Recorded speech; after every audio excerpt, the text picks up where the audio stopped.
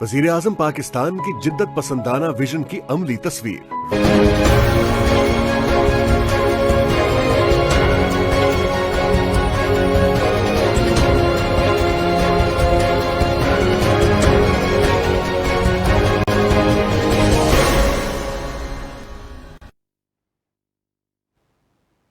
अस्सलाम वालेकुम नाज़रीन, मैं हूं आपका मेज़बान ताहिर महमूद और आप देख रहे हैं प्रोग्राम हम देखेंगे। नाज़रीन, कल वज़ीर आज़म इस्लामी जमहूरिया पाकिस्तान इमरान ख़ान साहब ने पाकिस्तानियों से टेलीफोनिक रब्ता किया और उनके सवालात के जवाब देते हुए वज़ीर आज़म इमरान ख़ान साहब का ये फरमाना था कि ये एक ऐसा जहाद है जो मैं इस मुल्क के कमज़ोर तबके के लिए कर रहा हूँ। इस जहाद में पूरी कौम को मेरा साथ देना होगा, लेकिन अवाम पूरी तरह वज़ीर आज़म इमरान ख़ान साहब का साथ क्यों नहीं दे रहे, इस हवाले से बात करेंगे। और नाज़रीन, वज़ीर आज़म इमरान ख़ान साहब ने वज़ारत उज़्मा का हल्फ़ उठाने के बाद पाकिस्तानी अवाम से ख़िताब करते हुए जो मेन वादे किए थे, जिनमें 50 लाख घर और 1 करोड़ नौकरियों का वादा किया गया था, उनको तो आप छोड़ दें, उनको एक साइड पे रख दें, वो तो एक अलहदा बात है। लेकिन इसके अलावा काफ़ी छोटी छोटी बातें वज़ीर आज़म साहब ने की थी जिन पे अमल दरामद तो दूर की बात है, अभी शुरू ही नहीं हो सकी। हालांकि ये कोई इतना मुश्किल काम नहीं था। उनमें से चंद एक पॉइंट जो हैं वो हमने नोट किए हैं, वो आपके गोशे गुजार कर दें। पाकिस्तान में सबसे ज़्यादा बच्चे गंदा पानी पीने की वजह से मरते हैं और हम पाकिस्तानियों को साफ़ पानी फ़राहम किया जाएगा, फ़राहम नहीं किया गया। प्राइम मिनिस्टर हाउस 1100 कनाल का है जिसे ख़त्म करके यूनिवर्सिटी बनाई जाएगी, नहीं बनी। गवर्नर हाउसेस जो हैं उनको ख़त्म कर दिया जाएगा, ख़त्म नहीं हुए। सिविल मुकदमात का फ़ैसला 1 साल में होगा, नहीं हो रहे। 70,000 खाले पक्के किए जाएंगे, लेकिन मेरा ख्याल है 700 भी पक्के नहीं हुए। हलाल गोश्त की बरामद को फ़रोग दिया जाएगा, कोई अमल दरामद नहीं। ज़री एमरजेंसी कहाँ है? बल्दियाती इदारों को गाँव की सतह तक फैलाया जाएगा, बल्दियाती इदारों को गाँव की सतह तक फैलाया जाएगा, इख्तियारात दिए जाएंगे। इख्तियारात देना तो दूर की बात, उल्टा बल्दियाती इदारों को तोड़ ही दिया गया। IT के सालाना 10,000 ग्रेजुएट पैदा किए जाएंगे, कहाँ हैं 10,000 ग्रेजुएट? हम नाज़रीन, हम ये नहीं कहते कि खान साहब के दौर में हर चीज़ ठीक हो जानी चाहिए थी, बिल्कुल ठीक हो जानी चाहिए थी, मगर इस्लाह का आगाज़ तो होता। इस्लाह का आगाज़ होने में क्या 3 साल का अरसा जो है ये काफ़ी नहीं है इस्लाह का आगाज़ करने के लिए। और नाज़रीन, प्रोग्राम के आखिर में बात करेंगे। मोहतरमा मरियम सफदर साहिबा का ये कहना है कि मुझे ज़बरदस्ती बाहर भेजने का ड्रामा रचाया जा रहा है, तो ये सुन लें कि मैं कहीं नहीं जा रही। क्या मोहतरमा वाकई मुल्क से बाहर जाना चाहती हैं? इन सब मौज़ूआत पर आज बात करेंगे। प्रोग्राम में शामिल मेहमानों से आपका तारुफ करवाते चलें। वफाकी दारुल हुकूमत से हमें ज्वाइन किया है टेलीफोन लाइन पे अफजल बेग साहब, सीनियर तजिया निगार हैं। टेलीफोन लाइन पे हमें ज्वाइन किया है समर इकबाल भट्टी साहब ने, सीनियर तजिया निगार हैं। और शहजाद अहमद साहब ने हमें टेलीफोन लाइन पे ज्वाइन किया है, तजिया निगार हैं। तमाम मेहमानों को प्रोग्राम में खुश आमदीद कहते हैं। जी बेग साहब, बताइएगा ये कौन सा जहाद है जो खान साहब कर रहे हैं और पाकिस्तानी अवाम उनका साथ नहीं दे रहे? अफजल बेग साहब, आपको आवाज आ रही है? मेरा ख्याल बेग साहब से हमारा। जी भट्टी साहब, बताइएगा कौन सा जहाद है ये जो खान साहब कर रहे हैं और अवाम है कि उनका साथ देने के लिए तैयार ही नहीं है, पूरी तरह उनका साथ नहीं दे रहे? मेरे ख्याल में कि इसको यहाँ पे लफ्ज जहाद का इस्तेमाल करना मुनासिब नहीं रहेगा खान साहब के लिए, क्योंकि अभी इस वक्त खान साहब सिर्फ PTI के सरबराह नहीं है, यहाँ पे वो पूरे मुल्क के सरबराह हैं। तो मेरा ख्याल है कि उनको यहाँ पर ये वाला लफ्ज नहीं इस्तेमाल करना चाहिएगा। हाँ ठीक है, मेहनत वो बिल्कुल कर रहे हैं, इदारों को जहाँ तक इस्लाहात कर सकते हैं वो कोशिश कर रहे हैं। मुल्क को माशी जो भी परेशानियां लाहक थी उनसे निकालने की ठीक है अपने तई पूरी कोशिश कर रहे हैं, उसको कहीं पे जुटलाया नहीं जा सकता। जिन चीजों का आपने जिक्र किया, ये सारी चीजें देखें ताहिर साहब, किसी भी, अगर हम इसको एक छोटी सी एग्जांपल ये ले लेते हैं कि आप एक घर की मिसाल ले लें कि एक घर को बनाने के लिए तो अगर एक घर का सरबराह पता नहीं कैसे कैसे मेहनत करके अपनी कोई जमा पूंजी इकट्ठी करके अगर अपनी कोई जमीन जायदाद बनाता है, कोई एक अच्छा कारोबार बनाता है अपनी आने वाली नस्ल के लिए, तो ये जो शख्स बनाता है उसको पता होता है कि वो कैसे तिनका इकट्ठा करके, कैसे दिन रात मेहनत करके अपना पेट काट के अपनी आने वाली नस्ल के लिए कुछ बना रहा है ना। जी जी। लेकिन जो आने वाली नस्ल होती है, अगर उसमें अगर कोई बंदा इतना बाप की तरह वो सोच ना रखता हो, उसको सिर्फ सारी चीजें जो वो सोने का नवाला लेके पैदा हो, सोने का चम्मच लेके पैदा हुआ हो और उसको आते ही सारी चीजें बनी बनाई मिल गई हो, तो वो उसको वो कदर नहीं होगी उस सारे मामलात की जितनी की उसके वालिद को होगी। तो वो उसको खराब करने में कोई इतना टाइम भी नहीं लगाएगा और चीजें बिगाड़ने में कोई इतना टाइम नहीं। मेरा बात करने का मकसद ये है कि चीजों को बिगाड़ने में टाइम नहीं लगता, लेकिन लेट्स सपोज अब आपके जो पाकिस्तान के हमारे जो हालात हो चुके हुए हैं इस वक्त, इन हालात को अगर आप देखें तो 2008 से लेकर 2018 तक जिस तरह से हम लोग माशी तौर पे बदहाली का शिकार हुए हैं, ये एक वो टाइम पीरियड है कि जिसका खमियाजा हमें अगले हो सकता है कि मजीद को 15 से 20 साल बर्दाश्त करना पड़े। क्योंकि आप देखिए हमारे कौन सा इदारा ऐसा है कि जो हमें इनकम दे रहा है, सारे इदारे तो हमारे माइनस में जा चुके। कर्जों का आप देख लें तो आपके गर्दिशी कर्जे हैं वो कितने बढ़ चुके, आपका तिजारती खसारा है वो कहाँ पहुंच गया, करंट अकाउंट का सारा कहाँ पहुंच गया। बट साहब बात जो है ना वो हम मौजू से हट रहे हैं। ये मैंने आपसे ये सवाल किया था कि वजीर आज़म इमरान खान साहब का ये फरमाना कि मैं कमज़ोर तबके के लिए जिहाद कर रहा हूँ, ये किस किस्म का जिहाद है जिसमें ये कमज़ोर तबका, ये पाकिस्तानी अवाम जो हैं वो दिन ब दिन जो हैं वो इस दलदल में धंसते जा रहे हैं और इनके निकलने का कोई पता ही नहीं है कि कब ये निकलेंगे और ये कब ये महंगाई का जिन जो है वो काबू आएगा और लोगों को सहूलियात मिलेंगी।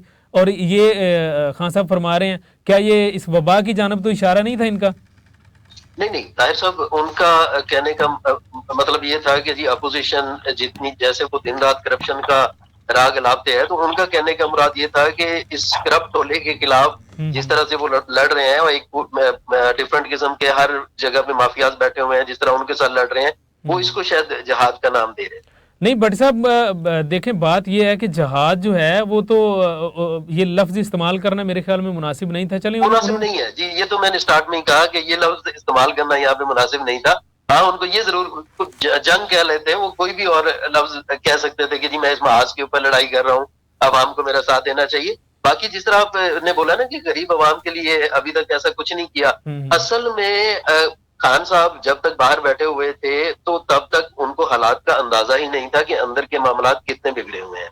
ऐसे ही है। ये तो जब वो हुकूमत में आए, इक़्तिदार में आए, जब उन्होंने सारी चीजों को एक पेपर के ऊपर उनके सामने आई, तो फिर उनको पता चला कि भाई हमारे तो मामलात इतने बिगड़ चुके हुए हैं कि हमें तो अपने पल्ले से हम जितनी भी मेहनत कर सकें, अपना पेट काट सकें, हमें पेट काट के भी अपना गुजारा करें तो गुजारा करना मुश्किल है। हम जिस कर्जों की दलदल में घुस चुके हुए हैं, यहाँ पे हमारी अवाम का एक माइंडसेट जरूर आता है कि गुज़श्ता 2 अदवार जो गुजरे हैं उनमें आप देखें कि हमारी कौम की एक सोच को इस्तेमाल किया गया। हमारी कौम की क्या सोच है? हमारी कौम की ये सोच है कि जी वक्ती तौर पे मुझे आटा, दाल, चीनी ये चीजें सस्ती मिल रही हैं या नहीं मिल रही, बुनियादी जरूरियात हमारी कौम की बुनियादी जरूरत। हमारी कौम ये बिल्कुल नहीं सोचती कि जी हम लोग बहसियत रियासत, हमारी रियासत कहाँ पे खड़ी है। जी ठीक हो गया बट साहब, आपका पॉइंट आ गया। मुझे जरा बेग साहब की तरफ जाना है। जी बेग साहब, आप मेरी आवाज सुन रहे हैं?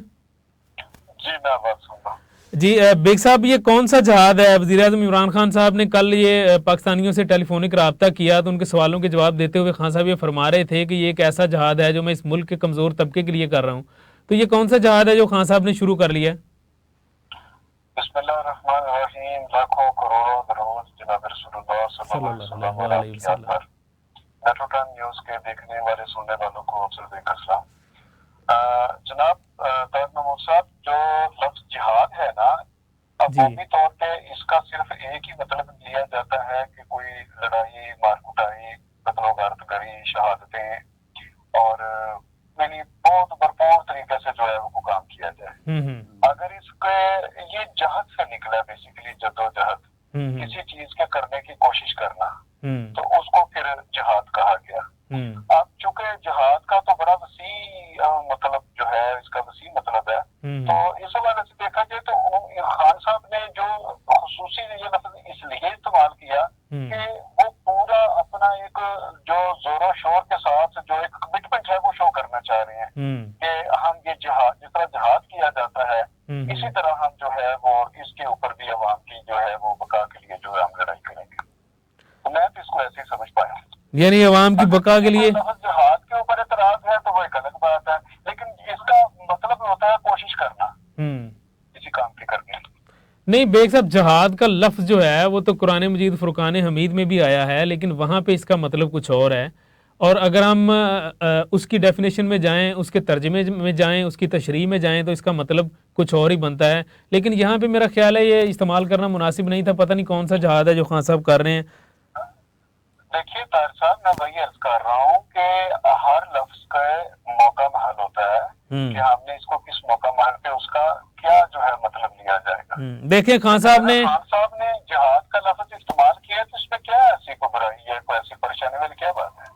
बात नहीं है, लेकिन अगर वो कुछ अमली तौर पे कुछ करें ना, तो फिर मतलब जो है ना, ये बातें भी सूट करती हैं ना बेग साहब। देखिए अभी उन्होंने डिलीवर क्या किया 3 साल में।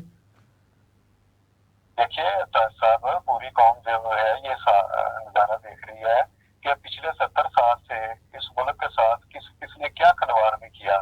अगर मार्शल लॉ लगे हैं, आमरीतें आई हैं, तो फिर नामनहाद जमहूरियतें आई हैं, तो जो मुखलिस जो क़यादत है, जो मुखलिस लोग हैं, वो तो इस वतन को नसीब ही नहीं हुए। देखिए फिर भी हमारे मुल्क में जो जिन्हें हम आमिर कहते हैं, जिन्हें हम डिक्टेटर कहते हैं, उन्होंने तो फिर भी कुछ इस मुल्क को दिया। उन्होंने आपका थर्मल पावर लगाया, इसका ये जो अपना डैम बनाए हैं। जी जी, आप बताएं मुझे, अयूब खान साहब के बाद किसने कोई नया डैम बनाया? कोई डैम नहीं बना जी, 50 साल गुजर गए। तो देखे जो नामनहाद जमहूरियत है, कहते हैं जी लूली लंगड़ी जमहूरियत जो है वो डिक्टेटरशिप से बेहतर है। तो फिर लूली लंगड़ी जमहूरियत ने क्या करके दिखा दिया आज तक? क्या हम खान साहब के पीछे लट लेके पड़ गए हैं कि 3 के 2.5 साल में अभी तक कुछ नहीं हुआ? और बेग साहब इस लूली लंगड़ी जमहूरियत में उनको खुद खाने के लिए खुला मिलता है, इसलिए वो कहते हैं लूली लंगड़ी जमहूरियत बेहतर है। बस देखे जमहूरियत, मैं तो जाती तौर पे समझता हूँ कि हमारा खिता इस सिस्टम का मुतैमर है ही नहीं। अच्छा बेग साहब ये बताइएगा, ये फरमाइएगा कि पाकिस्तानी अवाम जो हैं वो हुकूमत का भरपूर तरीके से साथ क्यों नहीं दे रहे, जिसकी खान साहब ने कल अपील की है कि पूरी कौम को मेरा साथ देना होगा। देखिए ये एक मोटिवेशनल बात होती है। खान साहब को भी पता है कि अवाम के अंदर मुख्तलिफ दरेबंदियां हैं, अवाम के अंदर मुख्तलिफ सियासी दरेबंदियां भी हैं, दीनी दरेबंदियां भी हैं।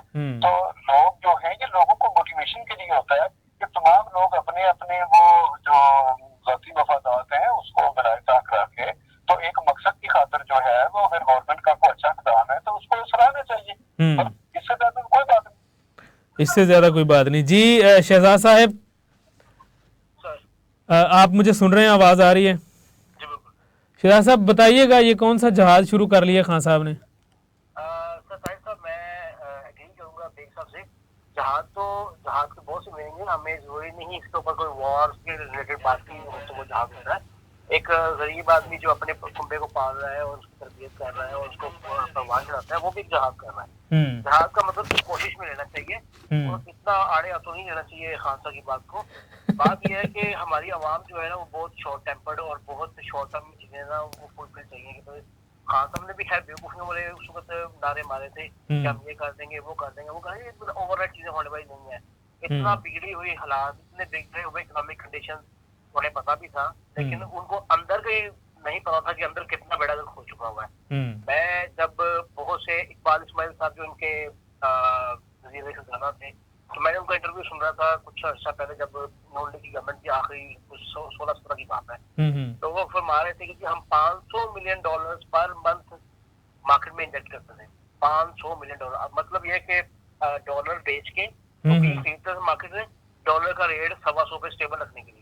ठीक है। अब उन्होंने 6 माह ये प्रैक्टिस की है, मतलब $3 बिलियन जो है उन्होंने मार्केट में इंजेक्ट करके उसके बदले उन्होंने रुपये के रेट को जो है और रुपये डॉलर पैरिटी को मेंटेन किया उन्होंने।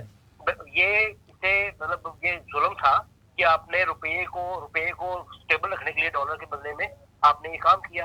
आपने सारा डॉलर मार्केट में इंजेक्ट कर दिया।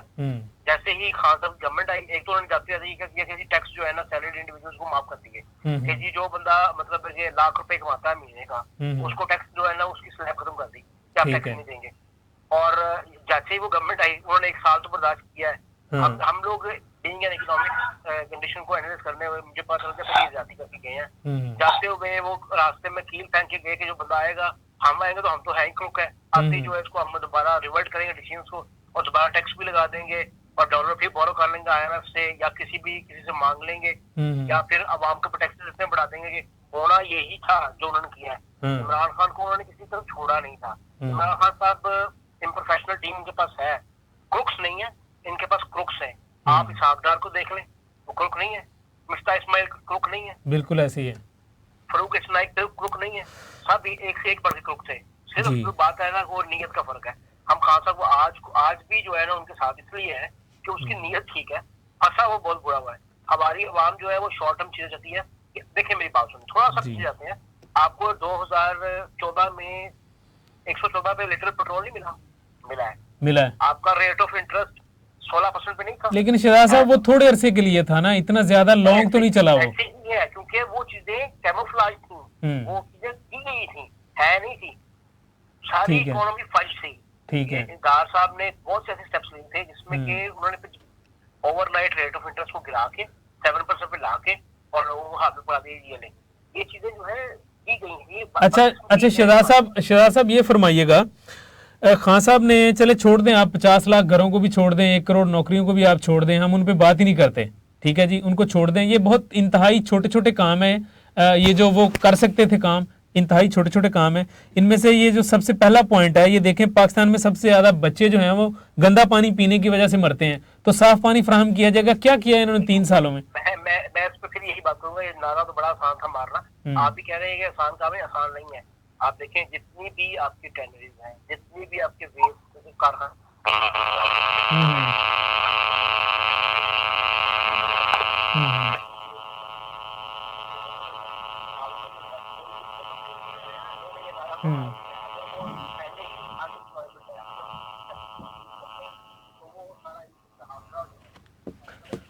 जी नाज़रीन, प्रोग्राम में वक्त हुआ एक छोटे से वक्फे का। वक्फे के बाद गुफ्तगू का सिलसिला यहीं से जारी रखते हैं, हमारे साथ रहिए।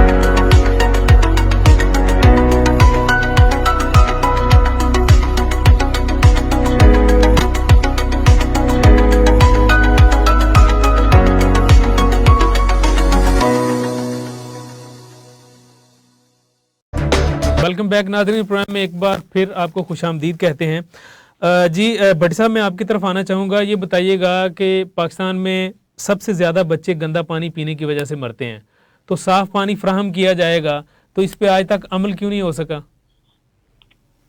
जी, इसमें ताहिर साहब देखें, जैसे मैंने पहले अर्ज किया कि हमारे मुआशी हालात हमें इस चीज की अभी भी इजाजत नहीं देते। अगर हम हकीकी चीजों को सामने रख के देखें ना, तो हम लोग तो वेरी फर्स्ट डे जब बजट बनाते हैं तो पहले दिन ही हमारा बजट जो है वो खसारे में चला जाता है। कि जब आप अपने जितने भी हमारे सालाना रेवेन्यू जनरेट होते हैं उनमें से आते तो आपके सिर्फ कर्जे की किस्तें नहीं, सिर्फ उनका जो सूद देना होता है उसमें भी पूरी नहीं रहती। अच्छा भट्टी साहब माजरत के साथ आपकी मैं बात काट रहा हूँ, माजरत के साथ, हमारा ये कहने का बिल्कुल कतई तौर पे ये मकसद नहीं है कि फ्राहम क्यों नहीं हुआ। मकसद ये है कि अगर ये काम अच्छा है, अगर उन्होंने इस काम का ऐलान किया था 3 साल पहले, तो इसका आगाज तो हो जाए ना, कम से कम इसकी शुरुआत तो हो जाए, लोगों को पता चले ये आगाज हो गया। जी, इसका आगाज ताहिर साहब हो चुका हुआ है। अगर आप चेक करें तो ये आपके पास इन्होंने गवर्नमेंट ने एक नशोनुमा प्रोग्राम शुरू किया हुआ है जिसको अभी तक मुल्क के तकरीबन कोई 19 अजला के अंदर स्टार्ट किया गया। भट्टी साहब मेरी गुजारिश सुन लें, फैसलाबाद में लोग जापानी खैरात से पानी पिएंगे, 6 अरब रुपया जापानियों ने दिया है, ठीक है, वहां पे वो जो पानी पिएंगे फैसलाबाद के लोग, वो जापान ने खैरात किए हैं पैसे, उन पैसों से वो पानी पिएंगे। तो ये मतलब एक सिम्मत का तयन तो हो ना कि इस साइड पे जाना है। इन्होंने ये सारी बातें कर दी। अब देखें, ये जो दूसरी बात है वो ये थी, प्राइम मिनिस्टर हाउस जो है वो 1100 कनाल का है, जिसे खत्म करके यूनिवर्सिटी बना देंगे, नहीं बनी। गवर्नर हाउस जो है उनको खत्म कर दिया जाएगा, नहीं हुए। जब ये सब कुछ हो ही नहीं सकता था तो खान साहब को क्या जरूरत थी ये कहने की? ताहिर साहब ये सियासी बातें होती हैं, ये सिर्फ बाहर बैठ के आप बिल्कुल कर सकते हैं, लेकिन जब आप ग्राउंड में आके खेलते हैं तो ऐसी चीजें फिजिकली पॉसिबल नहीं होती। आप सिर्फ वन मैन शो नहीं होता कि जिसमें एक बंदा अपनी मर्जी से सारा कुछ डिसाइड कर लेगा। वहां पे पूरी काबीना की इजाजत चाहिए होती है, अपोजिशन की इजाजत चाहिए होती है, उसके बाद आप ऐसी चीजें इम्प्लीमेंट कर सकते हैं। बट साहब धचका तो फिर लगता है ना बंदे को धचका लगता है कि इस पे एतबार किया, पहली बार इसको मौका दिया और इसने क्या किया। लेकिन ताहिर साहब आप देखें, इसके बदले में काफी सारी चीजें ऐसी भी हुई हैं कि जिनको हमें अप्रिशिएट भी करना चाहिए। लेट्स सपोज आपका टेक्सटाइल सेक्टर देख लें, आपका पहले से बहुत इम्प्रूव जा रहा है। आपके अभी भी टेक्सटाइल सेक्टर में तकरीबन 2025-2026 तक की बुकिंग आ चुकी है। आप अपना नैब की रिकवरीज चेक कर लें कि आपकी मुशर्रफ के दौर में तकरीबन 8 साल के अंदर को 221 बिलियन इकट्ठे हुए। आपके जो पीपी का दौर था उसमें कुछ 36 बिलियन इकट्ठे हुए 5 साल में। पीएमएलएन ने 50 बिलियन इकट्ठे किए और पीटीआई ने अपने सिर्फ 2 साल में मेरे ख्याल कोई 399 बिलियन जो है वो इकट्ठा किया है। अच्छा जी आपको पॉइंट आ गया। कुछ सेक्टर इस तरह के हैं कि जिस तरह आपका सोलर एनर्जी है, उसमें जो पहले अदवार के अंदर जो मुआहदे किए गए उनमें कुछ $14.1 जो है उसका रेट था। लेकिन जो इन्होंने किए हैं, जो पीटीआई ने किए हैं, जबकि डॉलर का रेट भी यहाँ तक पहुंच चुका हुआ था, इन्होंने कुछ 3.7 सेंट पर यूनिट में किया। जी भट्ट साहब आपको पॉइंट है। अच्छा बेग साहब ये फरमाइएगा, ये बल्दियाती इदारों को गांव की सतह तक फैलाया जाएगा, इख्तियारात दिए जाएंगे, उल्टा बल्दियाती इदारों को ही तोड़ दिया।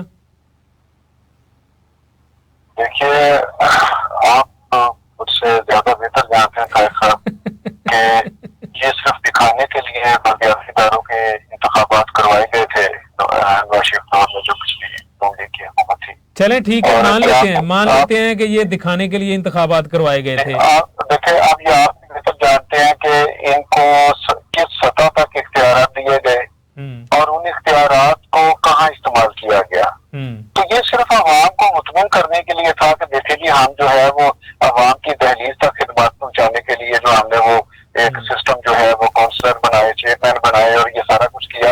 लेकिन उन काउंसलर को, चेयरमैन को फंड भी मिला, उन्हें को इख्तियार भी मिला कि वो उसको इस्तेमाल करते। देखें जी, उल्टा उनकी तनख्वाहों का बोझ जो है वो कौमी खजाने पर बना हुआ था। अगर उनको एक सिस्टम काम ही नहीं कर रहा, वो डिलीवर ही नहीं कर रहा, बल्कि उल्टा वो सफेद हाथी साबित हो रहा है, तो मैं तो समझता हूँ कि अगर इसको तोड़ दिया तो ये तो कौम के हक में तो बहुत अच्छा किया। बेग साहब गुजारिश सुन लें, उनको इन्होंने मुअत्तल किया था आला अदलिया ने, फिर उनको बहाल कर दिया है इस दिसंबर में। 21 दिसंबर तक उनकी जो डेट है, 5 साल का टर्न्योर जो है वो पूरा हो जाएगा उनका। उसके बाद दोबारा इलेक्शन तीर मार लिया जी, मुझे बताएं उन्होंने, उन काउंसलरों ने, उन चेयरमैनों ने क्या किया? कोई परफॉर्मेंस दिखाई या कुछ किया कुछ? चले ठीक है, अगर इन्होंने तोड़ना ही था तो जब ये गवर्नमेंट में आए, जब ये पावर में आए, उनको तोड़ के री इलेक्शन करवा देते। क्यों इन्होंने 3 साल लटका के रखा हुआ है इस मामले को? देखिए, सियासत जो है, जो मुल्क के हालात है, ये चौमुखी जंग होती है। मेरे और आपके लिए बात करना बहुत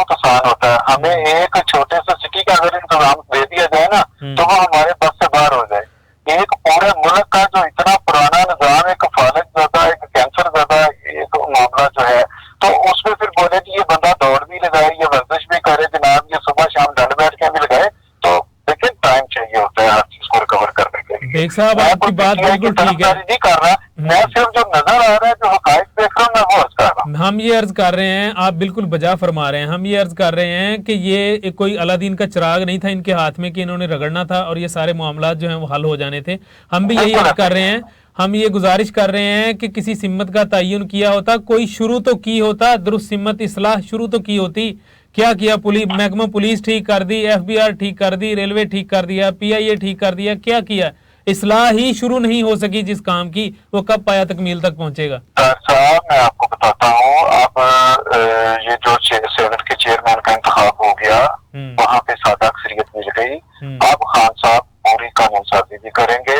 अब इनके रास्ते रुकावट कोई नहीं है रास्ते में ना, तो आप वहाँ पे खुले हाथ ये काम करेंगे। अभी 2-2.5 साल रहते भी देखे तो सही, आगे क्या होता है, मतलब मौका तो देना। देख लीजिए, तो आपको उस पोजीशन में आए हैं कि वो कानून साजी करें और उसके ऊपर अमल दरामद करवा सके। ठीक हो गया, ठीक हो गया। तो ये प्राइम मिनिस्टर हाउस जो 1100 कनाल का था, उसके बारे में आप क्या कहते हैं, जो खान साहब फरमा रहे थे कि यूनिवर्सिटी बनाएंगे? ये जज्बाती सियासी नारे होते हैं, जब पता रियलिटी में आता है तो फिर बहुत कुछ देखना पड़ता है। पूरे एक बंदे का ये हर्फ आखिर नहीं होता। आप अगर वो आजकल तुर्की के ड्रामे आ रहे हैं, उनको भी कोई मसला होता था तो वो भी अपने जिरगे का इनकार करते थे। वो भी जिरगा फैसला करता था कि सरदार को क्या फैसला करना चाहिए। तो इसलिए पार्लियामेंट मौजूद है, कैबिनेट मौजूद है। अगर कोई इस तरह का कोई सिस्टम बन सकता है, हम तो वेलकम करते हैं कि साधुरी होनी चाहिए। लेकिन कुछ चीजें ऐसी होती हैं जो मुल्क का एक स्टेटस भी होता है और उसकी जरूरत भी होती है। अगर आपके पास जब बैरूनी दुनिया से मेहमान आते हैं तो आपने देखा होगा कि शायद मुसलमान और ये अपना जो सोफिया से लोग आए थे, तो उस वक्त पिंडी इस्लामाबाद के जितने अच्छे रेंटल डीलर थे गाड़ियों के, सबकी गाड़ियां बुक कर ली गई थी। क्या वजह थी कि इन्होंने आते हुए जो प्राइम मिनिस्टर उसकी गाड़ियां थी उनकी बोली लगवा दी। बिल्कुल बिल्कुल, आप ठीक तो बड़ी तो फिर पड़े भागने के जी अब क्या करें जी, तो फिर वो सारी रेंटल गाड़ियां ली गई थी जी। ठीक है, ठीक हो गया बेग साहब। जो नीलाम की गई थी तो वो भैंसों का जो मालिक था वो क्या कहता था कि जी मैंने तो नवाज शरीफ साहब को ये तोहफा दिया था, मैं इसको 50 लाख में भी खरीद के ले जाऊंगा। अच्छा, इस गिफ्ट को वापस ले जाऊंगा। जी जी, आपको पॉइंट आ गया जी। बट साहब फरमाइएगा, प्राइम मिनिस्टर हाउस 1100 कनाल का, इसको खत्म करके यूनिवर्सिटी बनाएंगे, कुछ भी नहीं हुआ।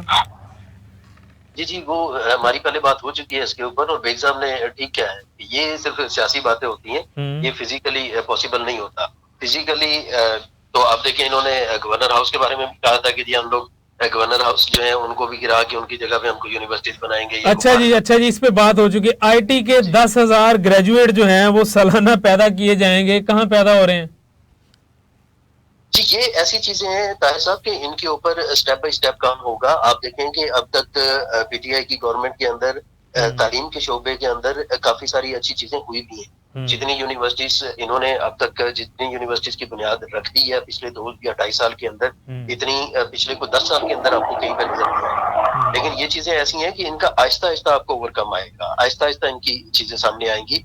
बेसिकली अभी इस गवर्नमेंट का जो बेसिक टारगेट है वो ये है कि हम लोग अपने खर्चे किस तरह मिनिमाइज कर सकते हैं, अपनी इनकम किस तरह से इंक्रीज कर सकते हैं, या आने वाले टाइम में ऐसे कौन से लॉन्ग टर्म इस तरह के कॉन्ट्रैक्ट्स हैं कि जिनको करके हम अपनी इनकम बढ़ा के हम लोग कर्जों से जान छुड़वा सकते हैं।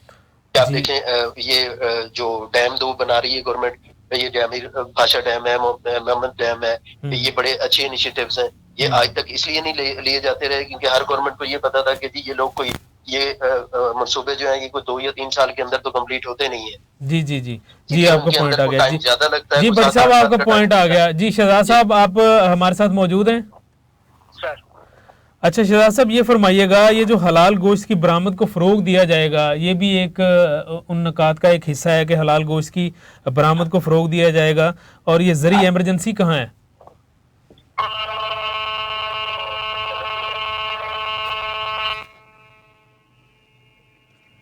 जी नाज़रीन, लाइन इंटरप्ट हो रही है बार बार, हम माजरत ख्वाएं।